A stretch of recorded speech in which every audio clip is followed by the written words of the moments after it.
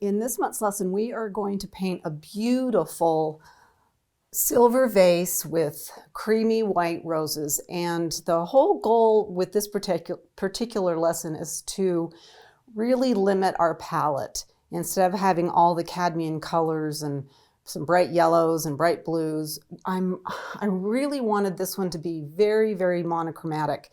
So I actually painted this one yesterday, just because yesterday wasn't a good filming day, but I wanted to paint these. So last night I took the roses and put them in my fridge, and they're still good today. I got these roses from Grace Rose Flower Farm. I'll put a link in the description. They've been great. Every time I order, the roses come really nice. Other places that I've ordered from, they don't wrap the ends in wet newspaper or anything like that, but Grace Flower Farm does. Grace Rose Farm does. So I'm really happy with the roses that I get from them. My roses aren't blooming yet. This is April's lesson. The first blooming for my roses doesn't happen until the very end of May, first week of June, depending on how cold or warm our spring is. So I still have about 7-8 weeks before I can have my own roses to paint from. Anyway, this is a 1620. I'm going to do it again on a 1418. So it's definitely going to be a little bit smaller than life size. But let's talk about the palette, because that's what this lesson is about, is really painting with a very limited palette and being very monochromatic with our painting. A lot quieter than some of the other paintings that I've done that lots of color. This is about very little color, but still beautiful and moody and quiet. In fact, I think these roses are called, their name is Purity. And so that might be what I named this particular painting, is Purity. Anyway, so on my palette, I've got titanium white, I've got yellow ochre, this is Indian yellow, raw umber, transparent earth red or transparent oxide red, depending on what brand you use, alizarin, and ivory black. So I'm still using red, yellow, and blue. Okay, so yellow ochre is these.